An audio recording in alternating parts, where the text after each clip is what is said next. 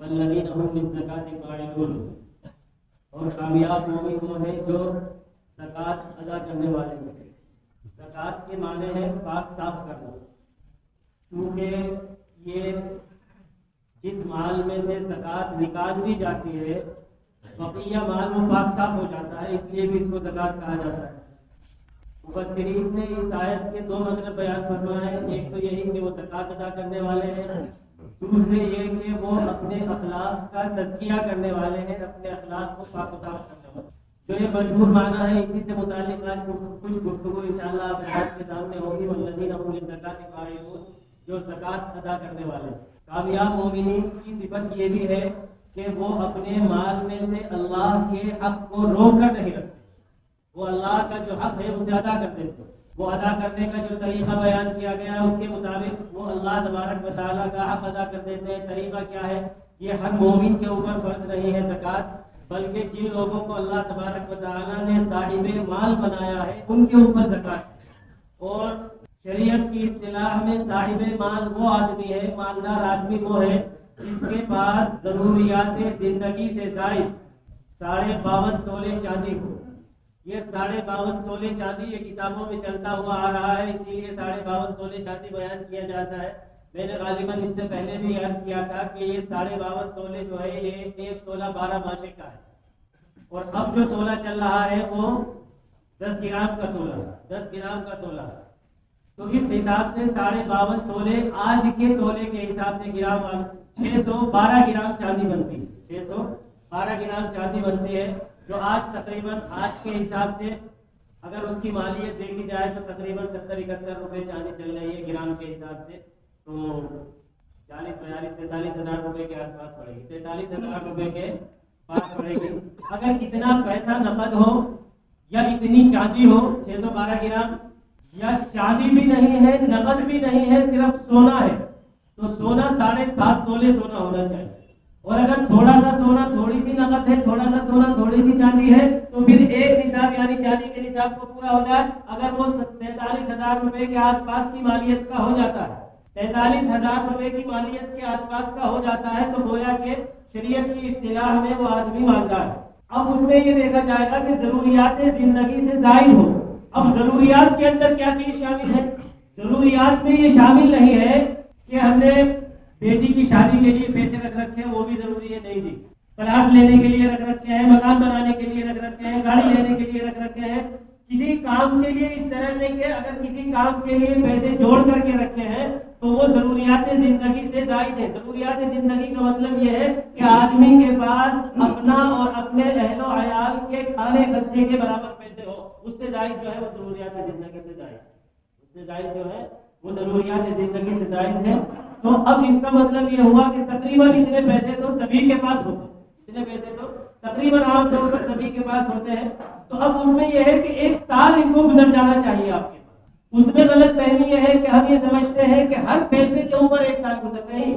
اتنا پیسہ آنے کے بعد اتنا پیسہ آپ کے پاس موجود رہے اور اس کے اوپر سال گزر جائے تو آپ صاحب نصاب ہو گئے، شریعت کی اصطلاح میں مالدار ہو گئے۔ اب مثال کے طور پر آج آپ کے پاس اتنا پیسہ آ گیا، 50,000 روپے 45,000 روپے آ گئے، تو آج آپ صاحب نصاب ہو گئے۔ اگلے سال چاند کی 13 تاریخ کو آپ کے پاس یہ پیسے ہیں تو آپ کے اوپر زکوٰۃ فرض ہو گئی۔ اب یہ نہیں دیکھا جائے گا کہ وہ 45 پر ہی ہوئی ہے، بلکہ آج جتنے ہیں 1 سال گزرنے کے بعد بیچ میں اگر زیادہ آ گئے ہیں تو پھر وہ زیادہ کے اوپر بھی ساروں کے اوپر زکوٰۃ ہوگی۔ مثال کے طور پر 13 تاریخ کو آپ صاحب نصاب بنے تھے، لیکن 10-11 تاریخ کو آپ کے پاس 2 لاکھ روپے ہو رہا ہے، 2 ہی دن پہلے وہ آئے ہیں، تو وہ جو 2 دن پہلے آئے ہیں ان پر بھی زکوٰۃ دینی پڑے گی، یہ نہیں کہ ان پر الگ سے 1 سال گزر۔ صاحب نصاب بننے کے بعد 1 سال گزر جائے اور جس دن وہ سال پورا ہو رہا ہے اس دن جتنے کی آپ کے پاس مالیت ہے اس کے اوپر زکوٰۃ فرض، اس کے اوپر زکوٰۃ فرض ہے، اور یہ اللہ کا حق ہے، یہ اللہ کا حق ہے جسے ادا کرنا ہی کرنا ہے۔ اگر یہ حق ادا نہیں کیا گیا تو پھر اللہ تبارک و تعالیٰ نے بے شمار اس کے لیے وعیدیں قرآن پاک کے اندر بھی بیان فرمائی، احادیث کے اندر بھی اللہ تبارک و تعالیٰ نے وعیدیں بیان، اللہ کے رسول صلی اللہ تعالیٰ علیہ وسلم نے وعید بیان فرمائی۔ اللہ تبارک و تعالیٰ فرماتا ہے والذین یکنزون الذهب والفضة ولا ينفقونها في سبيل الله فبشرهم بعذاب أليم۔ جو لوگ اللہ کے راستے میں خرچ نہیں کرتے اور جمع کر کر کے رکھتے ہیں ان کو آپ دردناک عذاب کی خوشخبری دے دیجیے، ان کو دردناک عذاب کی خبر دے دیجیے۔ اس دن دیا جائے گا یہ عذاب، اس مال کو اس کی کیفیت عذاب کی بنائی، جس کو جمع کر کے رکھتے تھے نا، جس کو جمع کر کے رکھتے تھے وہی مال پورا آگ میں تپا کر کے اس سے یوم یقوم علیہا فی نار جہنم فتقوی بہا جباہہم وجنوبہم وظہورہم ھذا ما کنزتم لانفسکم، اس کو تپا کر کے اسی آگ کو پھر انسان کی پیشانی اس سے داغی جائے گی، اس کے پہلوں کو، اس کی پشت کو داغا جائے گا اور کہا جائے گا یہ ہے تیرا مال جس کو تو جمع کر کے رکھا۔ مطالبہ زیادہ نہیں ہے، صاحب مال سے یہ نہیں کہا کہ تو 45,000 کے 45 دے دے یا اپنی ضروریات سے زائد رکھ کر کے تھوڑا تھوڑا سا رکھ لے اور باقی سارا دے دے۔ صرف مطالبہ 2.5% کا ہے، 2.5% کا مطالبہ ہے۔ اگر تیرے پاس 1,00,000 روپیہ ہے تو کتنا دینا ہے؟ 2,500 روپیہ۔ 50,000 روپیہ ہے تو دینا ہے 1,250 روپے۔ کوئی بہت بڑی چیز، کوئی بہت بڑی وہ نہیں مانگی ہے اللہ تبارک و تعالیٰ کے راستے میں، اور یہ اس لیے ہے، اس میں بھی فائدہ ہے، اس میں بھی انسان کا ہمارا ایک بات ہے، یہ تھوڑی ہے کہ میں اللہ تبارک و تعالیٰ کے خزانے میں معاذ اللہ کوئی ضرور کمی پڑ رہی تھی، یہ تو ایک امتحان ہے، دنیا دارالامتحان ہے کہ یہ بندہ اللہ کو راضی سمجھتا ہے یا نہیں سمجھتا، دینے والا اللہ کو سمجھتا ہے یا نہیں سمجھتا، دینے والی ذات اپنے آپ کو سمجھتا ہے اللہ تبارک و تعالیٰ کو سمجھتا ہے۔ اگر دینے والی ذات اللہ تبارک و تعالیٰ کو سمجھے تو پھر اس کے دل پر کوئی تکلیف نہیں ہوگی دیتے ہوئے، یقین کامل ہوگا اس کا۔ دوسری بات، اللہ نے حدیث میں آتا ہے ایک فرشتہ مقرر کر رکھا ہے، اللہ تبارک و تعالیٰ نے اس کام کے لیے ایک فرشتہ مقرر کر رکھا ہے جو رات دن یہی دعا کرتا رہتا ہے، اللہ جو اللہ کے راستے میں خرچ کرے انہیں اور زیادہ عطا فرمائے، اور جو روک کر کے رکھے اللہ کے راستے میں خرچ نہ کرے ان کا وہ بھی لے لے جو ان کے پاس۔ یہ فرشتہ یہ دعا کرتا رہتا ہے، اللہ یہ دعا بھی اور بد دعا بھی دونوں چل رہی ہیں اس کی طرف۔ جو اللہ کے راستے میں خرچ کر رہے ہیں انہیں اور زیادہ عطا فرما، اور جو روک کر کے بیٹھے ہوئے ہیں انہیں ان کا جو ہے وہ بھی لے لے، ان کے پاس جو ہے وہ بھی لے۔ اب کبھی تو اس مادی دنیا میں ہم یہ دیکھتے ہیں کہ مال تو بہت ہے لیکن سکون نہیں ہے، اس مال سے سکون نہیں ملنا، یہ ہے وہ اور لے لینا، یعنی مال ہے اور اس میں برکت نہیں ہے، وسائل ہے لیکن وہ کام نہیں آ رہے ہیں، یہی ہے وہ لے لینا۔ اب آدمی سمجھے ہم نے تو دیکھا اس کے پاس تو بہت ہے لیکن وہ پھر بھی اس کا کم نہیں ہو رہا، نہ کبھی زکات دیتا ہے، اس کی زندگی میں جھانک کر کے دیکھ لے، سکون نہیں ہوگا، اس کی زندگی میں سکون نہیں ہوگا۔ اور اگر سکون بھی ہے تو بھی یہ نہ سمجھنا کہ فرشتے کی دعا نہیں ہو رہی ہے، اللہ تبارک و تعالیٰ نے یوں بھی کہا ہے وَأُمْلِي لَهُمْ إِنَّ كَيْدِي مَتِينٌ، ہم پہلے ڈھیل دیتے رہتے ہیں۔ اگر اللہ تبارک و تعالیٰ کی بغاوت پر انسان کو کوئی پکڑ نہ آئے اور کوئی گرفت نہ آئے تو یہ اللہ تبارک و تعالیٰ کا سخت ترین عذاب ہے دنیا میں۔ اگر دنیا کے اندر گرفت آتی ہے تو وہ تادیان عبرت ہوتا ہے، اللہ تبارک و تعالیٰ اسے یہ بتلانا چاہتے ہیں کہ تو اب بھی باز آ جا، لیکن اگر اس کو ڈھیل دے دی گئی ہے تو پھر اللہ تبارک و تعالیٰ فرماتے ہیں اب ہم نے ڈھیل دینی شروع کر دی، اور جب پکڑیں گے تو ان قیدی متین، ہماری پکڑ بہت مضبوط ہے۔ اللہ کے رسول صلی اللہ تعالیٰ علیہ وآلہ وسلم نے ارشاد فرما دیا کہ فرشتہ دعا کرتا ہے تو کرتا ہے، لہذا اس کی بد دعا سے بچنے کے لیے ضروری ہے کہ ہم اس کو خرچ کریں، اللہ تبارک و تعالیٰ کا جو حکم ہے اسے ہم ادا کریں، ورنہ مستقل طور پر فرشتہ دعا بھی کر رہا ہے اور بد دعا بھی کر رہا ہے۔ اللہ کے رسول صلی اللہ علیہ وسلم کی حدیث ہے کہ یہ جو لوگ زکات نہیں دیتے ہیں اور جمع کر کے رکھتے ہیں، اس سارے مال کو سانپ بنایا جائے گا، گندا سانپ اور زہریلا سانپ، اور اس کو توپ بنا کر کے اس کے گلے میں ڈال دیا جائے گا، اور وہ گلے پہ وہ اس کے سینے پہ ڈسے گا اور کہے گا میں ہوں تیرا مال، میں ہوں تیرا خزانہ۔ بڑی عجیب بات ہے، ہم نے اپنی محنت سے کمایا، ہم نے اپنے زور خرچ سے کمایا، ہم نے محنت کی، ہم نے دماغ لگایا، ہم نے وسائل اکٹھے کیے، اور نہ دینے پر اتنی سخت ترین سزا۔ یہ روزمرہ کے تجربات شاہد ہیں اس بات کے لیے کہ انسان سارے وسائل اکٹھا کر لے، اسباب اکٹھا کر لے، اور اس کے باوجود اگر اللہ تبارک و تعالیٰ نہ دینا چاہے تو ساری تدبیریں الٹی ہو جاتی ہیں۔ اور یہ روزمرہ کی مشکل، وہی تدبیر دوسرا کر رہا ہے، پھل رہا ہے، پھول رہا ہے، وہی تدبیر میں کر رہا ہوں اور نیچے گرتا جا رہا ہوں، یہ کیا ہے؟ ایک آدمی بالکل مین پر بیٹھا ہوا ہے، وہ بھی دکانداری کر رہا ہے، ایک بالکل کٹنے میں گلی در گلی اندر جا کر کے بیٹھا ہوا ہے، اس کے پاس بھی گراہک پہنچ رہا ہے، یہ کون بھیج رہا ہے؟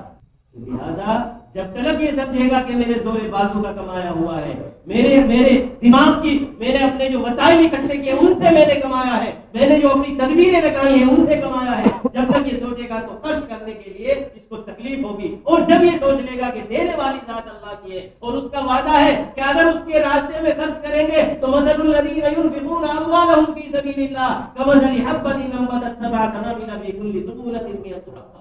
جو لوگ اللہ کے راستے میں خرچ کرتے ہیں ان کی مثال ایسی ہے گویا کہ انہوں نے ایک دانہ ڈالا، اس دانے سے پودا ہوگا، اس میں 7 بالیاں لگی اور ہر بالی میں 100 دانے، ہر بالی میں 100 دانے، یعنی اللہ تبارک و تعالیٰ 700 گنا کا وعدہ فرما رہے ہیں۔ اور پھر اس کے بعد کیا فرما رہے ہیں؟ واللہ یضاعف لمن یشاء۔ اب آگے تیری دل کی کیفیت پر معاملہ ہے، کس دل کی کیفیت سے تو دے رہا ہے، اسی کے مطابق اللہ تبارک و تعالیٰ اپنے اجر کے اندر بھی اضافہ فرمائے۔ لیکن معاملہ یہ ہے امت میں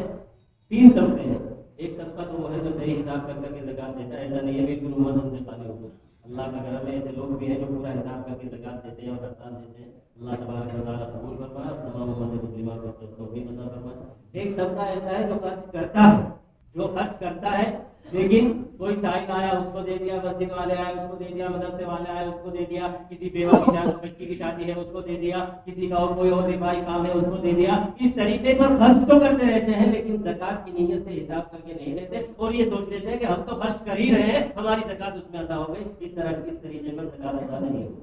اس طریقے پر زکات ادا نہیں ہوگی۔ زکات یہ جو اللہ تبارک و تعالیٰ نے فرمایا مثل الذین ينفقون اموالهم فی سبیل اللہ، اللہ تعالیٰ ساتھ میں یوں بھی تو کہہ سکتا تھا سیدھا ایک بار کہ 700 گنا ملے گا، اتنا گنا کے ایک بار ایک بیج ڈالا پھر اس سے ایک پودا ہوگا اور اس میں 7 بالیاں لگی، ہر بالی میں 7 دانے۔ اس لیے اللہ تبارک و تعالیٰ نے اس مضمون کو اتنا پھیلایا کہ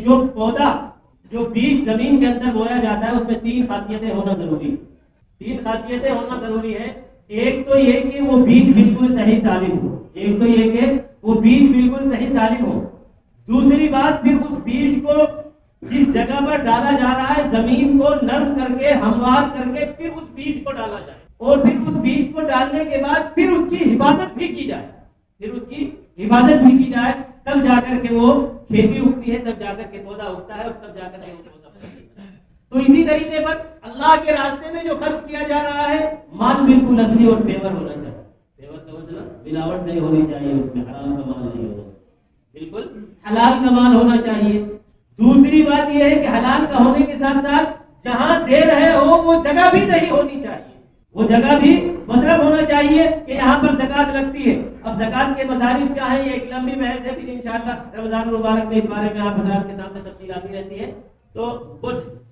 وہ زکات وہ جہاں دے رہے ہیں وہ زکات وہ جگہ بھی صحیح ہونی چاہیے اور اس کے بعد دینے کے بعد احسان نہیں جتانا چاہیے اس پر، بلکہ اللہ سے ڈرتے رہنا چاہیے، یا اللہ آپ ہی کا دیا ہوا ہے اور میں آپ کے راستے میں خرچ کر رہا ہوں، یا اللہ اس کو قبول فرما لے۔ یہ اللہ تبارک و تعالیٰ سے دعا بھی کرتا رہے تو مال صحیح ہو، صحیح جگہ پر خرچ کیا جائے اور پھر اللہ سے ڈر کر کے اللہ سے دعا بھی مانگی جائے، اور مال صحیح ہونا، صحیح حساب لگا کر کے جتنا مال زکات کا بنتا ہے اتنا نکال کر کے صحیح جگہ پر دیا جائے، تب زکات ادا ہوگی، ورنہ یوں سارا لٹا دیا جائے بغیر زکات کی نیت کے تو زکات پھر بھی ذمہ رہ جائے گی، اور جب سارا ہی ختم ہو جائے گا تو زکات کیا کے رہ جائے گی۔ کہنے کا مطلب ہے بہت سارا دے دیا جائے، زکات جتنی بنتی تھی اس سے دگنا تگنا چوگنا دے دیا جائے، لیکن اگر زکات نہیں دی ہے، زکات کی نیت سے نہیں دیا تو وہ زکات ادا نہیں ہوگی۔ بہرحال یہ اس میں تھوڑے سے مسائل بھی ہیں اور تھوڑی اور تفصیل ہے انشاءاللہ العزیز، کہ عام طور پر لوگوں کا رمضان مبارک میں زکات نکالنے کا ہونا تو یہ چاہیے کہ جس وقت آپ کے اوپر فرض ہے اسی وقت نکال لینی چاہیے، یا کم از کم اتنا ہونا چاہیے کہ جس وقت آپ کے اوپر فرض ہوئی ہے اس وقت زکات نکال کر کے رکھ لی جائے، چاہے اس کو رمضان میں دے دیا جائے۔ رمضان میں زیادہ ایک کا 70 ہو جاتا ہے، اس وجہ سے لوگ رمضان میں زیادہ نکالتے ہیں، لیکن اگر اس میں ایک کمی ہو جاتی ہے، 2 منٹ آپ کی زیادہ لے رہا ہوں، اس میں ایک مسئلہ ہو سکتا ہے کہ جیسا اب ہم صاحب نصاب بنے ہیں آج ہمارے پاس 5 لاکھ روپے زائد ہیں اور رمضان مبارک میں وہ 5 لاکھ کم ہو گئے، تو ہمارے اوپر تو ان 5 لاکھ کی بھی زکات تھی وہ رہ گئی ہماری۔ اس لیے اپنے آپ کو یہ اندازہ کر لینا چاہیے کہ میں صاحب نصاب کب بنا تھا، کب میں مالدار ہوا تھا، کب میرے پاس اتنے پیسے آئے تھے کہ شریعت کی اصطلاح میں مالدار بن جاؤں، پھر اسی وقت کے حساب سے ہر سال حساب لگا کر کے اس وقت کی مالیت کے اعتبار سے زکات نکال لینی چاہیے، اور پھر اس کو چاہے اسی وقت دے دے چاہے رمضان مبارک میں دے دے۔ بہرحال زکات کو پورا حساب لگا کر کے دینی چاہیے اور پورے مال کی دینی چاہیے۔ اللہ تبارک و تعالیٰ